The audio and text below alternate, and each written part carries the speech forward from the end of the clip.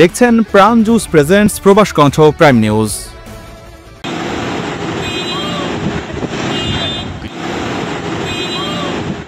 মালয়েশিয়ার জোহর রাজ্যে একটি কারখানায় আগুনে এক বাংলাদেশি সহ ৩ জন শ্রমিক গুরুতর দগ্ধ হয়েছেন। তাদেরকে স্থানীয় একটি হাসপাতালে নেওয়া হয় তৎক্ষণাৎ। বৃহস্পতিবার দুপুর ২টার দিকে জোহর রাজ্যের সেনাইয়ের তামান পেরিন্ডাস্ট্রিয়ান ডেসা ইদামানে একটি রঙের কারখানায় এই অগ্নিকাণ্ডের ঘটনা ঘটে।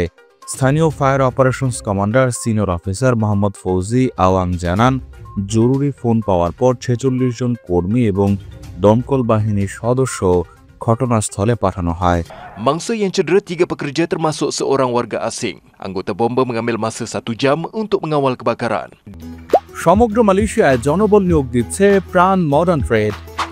আগ্রহী প্রার্থীকে অবশ্যই এইচএসসি বা সমমান পাশ হতে হবে।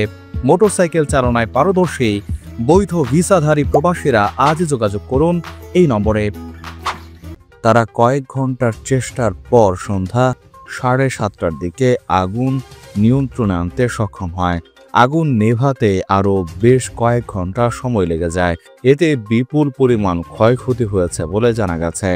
আগুনে কারখানাটির 95% পুড়ে ছাই হয়ে গেছে।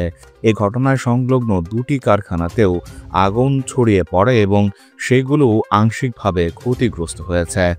Turut musnah di jilat api 7 kenderaan dan jentera di sekitar premis. Pemeriksaan awal mendapati tiada kesan bahan kimia berbahaya di lokasi kebakaran. জানমালের ক্ষতির হিসেবে অন্তত একজন বাংলাদেশি সহ 3 জন শ্রমিক গুরুতরভাবে দগ্ধ হয়েছেন।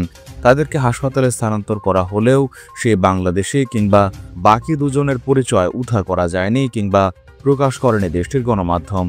দেশটির টেলিভিশন বুলেটিন TV3-র অনলাইন সংস্করণের এক প্রতিবেদনে বলা হয়েছে, আগুনে পুড়ে যাওয়া কারখানার 95% পোড়া ছাড়াও সংলগ্ন 2টি কারখানায় থাকা একটি জিপ, 3টি গাড়ি, একটি মাল্টিপারপাস ভেহিকেল, একটি লরি এবং একটি ফর্কলিফট পুড়ে গেছে।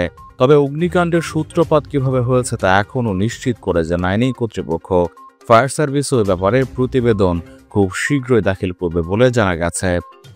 প্রবাস কণ্ঠ নিউজ ডেস্ক।